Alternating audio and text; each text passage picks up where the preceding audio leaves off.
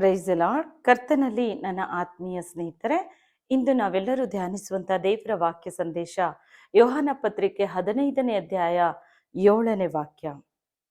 ನೀವು ನನ್ನಲ್ಲಿಯೂ ನನ್ನ ವಾಕ್ಯ ನಿಮ್ಮೊಳಗೂ ನೆಲೆಗೊಂಡಿದ್ದರೆ ಏನು ಬೇಕಾದರೂ ಬೇಡಿಕೊಳ್ಳ್ರಿ, ಅದು ನಿಮಗೆ ದೊರೆಯುವುದು ಎಂಬುದಾಗಿ ಕರ್ತನೆ ಹೇಳೋರಾಗಿದ್ದಾರೆ.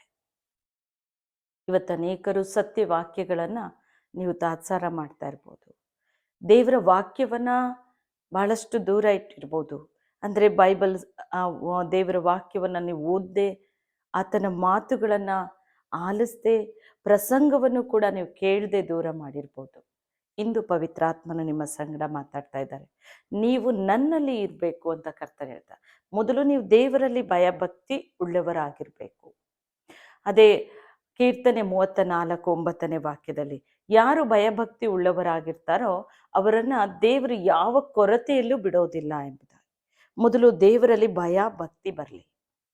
ಆತನಲ್ಲಿ ಭಯ ಭಕ್ತಿ ಬಂದಾಗ ನಾವು ಸತ್ಯವೇದವನ್ನ ತಾನಾಗಿ ನಾವು ಎತ್ತಿಕೊಂಡು ಧ್ಯಾನ ಮಾಡ್ತೇವೆ, ಓದ್ತೇವೆ, ಸ್ತುತಿಸ್ತೇವೆ, ದೇವರನ್ನು ಕೊಂಡಾಡ್ತಾ ಇರ್ತೇವೆ. ದೇವರಲ್ಲಿ ನಿಮ್ಮಲ್ಲಿ ಭಯ ಭಕ್ತಿ ಬರಲಿಲ್ಲ ಅಂದ್ರೆ ನಾವು ದೇವರ ವಾಕ್ಯವನ್ನ ನಾವು ಧ್ಯಾನಿಸೋದೇ ಇಲ್ಲ, ಸತ್ಯವೇದವನ್ನು ನಾವು ಮುಟ್ಟೋದೇ ಇಲ್ಲ. ನಾವು ಸಬ್ಬತ್ ದಿನದಲ್ಲೋ ಭಾನುವಾರದ ಆರಾಧನೆಗೋ ಯಾವತ್ತೋ ಒಂದು ದಿನ ಕರ್ತನ ವಾಕ್ಯವನ್ನ ನಾವು ಬೈಬಲನ್ನ ಎತ್ತಿಕೊಂಡು ಬರ್ಬೋದು. ಆದರೆ ದೇವ್ರು ಹೇಳುವಂಥ ಮಾತೇನು, ನೀವು ನನ್ನಲ್ಲಿರ್ಬೇಕು, ನನ್ನ ವಾಕ್ಯ ನಿಮ್ಮೊಳಗೆ ನೆಲೆಗೊಂಡಿರೋದಾದ್ರೆ ಆ ವಾಕ್ಯ ನಿಮ್ಮ ಒಳಗೆ ನೆಲೆಗೊಂಡಿರ್ಲಿ. ನೋಡಿ, ಅನೇಕ ವಾಕ್ಯಗಳನ್ನ ನಮ್ಮ ಹೃದಯದಲ್ಲಿ ನಾವು ಇಟ್ಕೋಬೇಕು. ದೇವರ ವಾಕ್ಯ ಯಾವಾಗಲೂ ನಮ್ಮ ಮನಸ್ಸಿನಲ್ಲಿ ಅದು ಮಾತಾಡ್ತಾನೇ ಇರ್ತಾರೆ. ದೇವರು ವಾಕ್ಯದಿಂದ ಮಾತಾಡ್ತಾರೆ. ಕರ್ತನ್ ಯಾವಾಗಲೂ ನಮ್ಮನ್ನು ಆ ವಾಕ್ಯದಿಂದ ಮಾತಾಡಿ ನಮ್ಮನ್ನು ದಾರಿ ನಡೆಸೋರಾಗಿರ್ತಾರೆ. ಹೀಗೆ ಪ್ರಿಯರೇ, ದೇವರ ವಾಕ್ಯ ನಾವು ನಮ್ಮ ಹೃದಯದಲ್ಲಿ ನಾವು ಎಷ್ಟು ಭದ್ರವಾಗಿ ಇಟ್ಕೊಂಡು ಆ ವಾಕ್ಯವನ್ನ ನಾವು ನೆನಪು ಮಾಡಿಕೊಳ್ತೀವೋ, ದೇವರು ನಮ್ಮನ್ನು ಆ ವಾಕ್ಯದ ಮೂಲಕ ಸಂತೈಸ್ತಾ, ಬಲಪಡಿಸ್ತಾ, ಆಶೀರ್ವದಿಸ್ತಾ, ಒಂದೊಂದು ವಾಕ್ಯಗಳು ಕೂಡ ನಮ್ಮ ಹೃದಯದಲ್ಲಿ ನೆಲೆಗೊಂಡಿರೋ ವಾಕ್ಯಗಳು ನಾವು ನೆನಪು ಮಾಡ್ಕೊಳ್ತಾ, ಅದರಂತೆ ನಾವು ಪ್ರಾರ್ಥನೆಯಲ್ಲಿ ಬೇಡ್ತಾ ಹೋದಂಗೆ ಕಾರ್ಯಗಳು ಸಫಲವಾಗ್ತಾ ಬರುತ್ತೆ. ನಾವೇನು ಪ್ರಾರ್ಥನೆಯಲ್ಲಿ ಬೇಡ್ತೇವೋ ಅದೆಲ್ಲ ನೆರವೇರ್ತಾ ಬರುತ್ತೆ ಪ್ರಿಯರೇ. ಅದಕ್ಕೆ ಕರ್ತನ ಈ ವಾಗ್ದಾನದಲ್ಲಿ ನಮ್ಮ ಜೊತೆ ಮಾತಾಡ್ತಿರೋದು, ನಿಮ್ಮೊಂದಿಗೆ ಇವತ್ತು ಹೇಳ್ತಾ ಇರೋದು, ನೀವು ನನ್ನಲ್ಲಿರ್ರಿ, ನನ್ನ ವಾಕ್ಯ ನಿಮ್ಮ ಒಳಗೆ ನೆಲೆಗೊಂಡಿರಲಿ. ಆವಾಗ ನಾನು ಏನು ಬೇಕಾದರೂ ನೀವು ಬೇಡ್ಕೊಳ್ರಿ, ಆ ಬೇಡಿಕೆಗಳನ್ನು ನಾನು ಈಡೇರಿಸ್ತೇನೆ ಎಂಬುದಾಗಿ.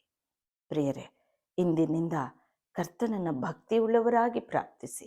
ಯಾವ ಕೊರತೆ ಬರುವುದಕ್ಕೆ ಕರ್ತನ ಬಿಡೋದಿಲ್ಲ. ಎರಡನೇದಾಗಿ, ದೇವರ ವಾಕ್ಯವನ್ನು ಧ್ಯಾನಿಸಿ, ಸತ್ಯವೇದದ ವಾಕ್ಯಗಳನ್ನು ಹೃದಯದಲ್ಲಿ ಇಟ್ಕೊಳ್ರಿ ನಿಧಿಯಾಗಿ. ಎಂಥ ಕಷ್ಟದ, ಎಂಥ ಆಪತ್ತಿನಲ್ಲೂ ಕರ್ತನ ವಾಕ್ಯ ನಮ್ಮನ್ನು ಬಲಪಡಿಸ್ತಾ ನಡೆಸುತ್ತೆ. ಅದಕ್ಕೆ ದಾವೀದ ಭಕ್ತನ 23ನೇ ಕೀರ್ತನೆಯಲ್ಲಿ ಆತನು ಹೇಳ್ತಾನೆ, ದೇವರೇ, ನಿನ್ನ ಮಾತು ನನಗೆ ದೊಣ್ಣೆಯು, ನನ್ನ ಕೋಲು, ನಾನು ಕಾರ್ಗತ್ತಲಿನ ಕಣಿವೆಯಲ್ಲಿ ನಡೆಯುವಾಗಲೂ ನೀನು ನನ್ನ ಹತ್ತಿರ ಇರೋದ್ರಿಂದ ನಾನು ಕೇಡಿಗೆ ಹೆದರೋದೇ ಇಲ್ಲ. ನಿನ್ನ ಮಾತು ನನಗೆ ಧೈರ್ಯವನ್ನು ತಂದು ಕೊಡುತ್ತೆ, ಅದು ನನ್ನ ದೊಣ್ಣೆ ಆಗಿದೆ, ನನ್ನ ಕೋಲಾಗಿದೆ. ಹೀಗೆ ದಾವೀದನು ವರ್ಣಿಸ್ತಾನೆ ಪ್ರಿಯರೇ. ಹಾಗೆ ಕರ್ತನ ಮಾತು ನಿಮ್ಮೊಳಗೆ ನಿಧಿಯಾಗಿರಲಿ. ಆಗ ನೀವು ಏನು ಬೇಡ್ಕೊಂಡ್ರು ಕರ್ತನ ಅದನ್ನು ನೆರವೇರಿಸ್ತಾರೆ. ಇಂದು ನೀವೇನೆಲ್ಲ ಬೇಡುವಂಥ ಬೇಡಿಕೆಗಳು ಅನೇಕ ಇಟ್ಕೊಂಡಿರ್ಬೋದು. ಪ್ರಾರ್ಥನೆಯಲ್ಲಿ ಪ್ರಾರ್ಥಿಸ್ತಾನೇ ಇದ್ದೀರೋ, ಕರ್ತನು ಈ ದಿನ ನಿಮ್ಮನ್ನು ಆಶೀರ್ವದಿಸ್ತಾ ಇದ್ದಾರೆ. ದೇವರ ವಾಕ್ಯವನ್ನ ಪ್ರೀತಿಯಿಂದ ಧ್ಯಾನಿಸಿ ಅದನ್ನು ಹೃದಯದಲ್ಲಿ ಇಟ್ಕೊಳ್ಳಿ. ಇಂದೇ ಕರ್ತನು ನಿಮ್ಮ ಬೇಡಿಕೆಗಳನ್ನು ಈಡೇರಿಸ್ತಾರೆ. ಪ್ರಾರ್ಥನೆ ಮಾಡೋಣ. ದಿವ್ಯ ಕರ್ತನೆ, ಮಹಿಮೆಯುಳ್ಳ ತಂದೆ, ಅಪ್ಪ, ನನ್ನೊಂದಿಗೆ ಸೇರಿ ಯಾರ್ಯಾರು ಪ್ರಾರ್ಥಿಸ್ತಾ ಇದ್ದಾರೋ ಸ್ವಾಮಿ, ಅವರ ಬೇಡಿಕೆಗಳೆಲ್ಲ ನೆರವೇರಲಿ. ತಂದೆ, ಅವರನ್ನು ಮುಟ್ಟು ಏಸಪ್ಪ, ಅವರನ್ನು ಆಶೀರ್ವದಿಸು. ಅವರು ಏನು ಬೇಡಿಕೊಂಡ್ರು ಆ ಬೇಡಿಕೆ ನೆರವೇರಲಿ ರಾಜ. ಅವರ ಪ್ರಾರ್ಥನೆಗಳೆಲ್ಲ ಮೊರೆಗಳು ನೀನು ಕೇಳಿ ಸದುತ್ತರ ದಯಪಾಲಿಸು. ಹಿಂದೆ ನಿನ್ನ ಸತ್ಯ ವಾಕ್ಯಗಳನ್ನು ಅವರು ಯಾವಾಗಲೂ ಧ್ಯಾನಿಸುತ್ತಾ ಪ್ರಾರ್ಥಿಸುತ್ತಾ ನಿನ್ನನ್ನು ಕೊಂಡಾಡುವವರಾಗಿರಲಿ ಪ್ರಭು. ತಂದೆಯೇ, ನಿನ್ನ ಮಾತುಗಳ ಹೃದಯದಲ್ಲಿ ನಿಧಿಯಾಗಿ ತುಂಬಿಸು. ಈಗಲೇ ನೀನು ಆಶೀರ್ವದಿಸ್ತಾ ಇರೋದಕ್ಕಾಗಿ ವಂದನೆ ಕರ್ತನೆ. ಅಪ್ಪ, ನಿನ್ನ ನಾಮ ಅಲ್ಲಿ ಮಹಿಮೆ ಆಗಲಿ. ಯೇಸು ಕ್ರಿಸ್ತನ ದಿವ್ಯ ನಾಮದಲ್ಲಿ ನಾವು ಬೇಡಿಕೊಳ್ಳುತ್ತೇವೆ ತಂದೆ. ಆಮೆನ್.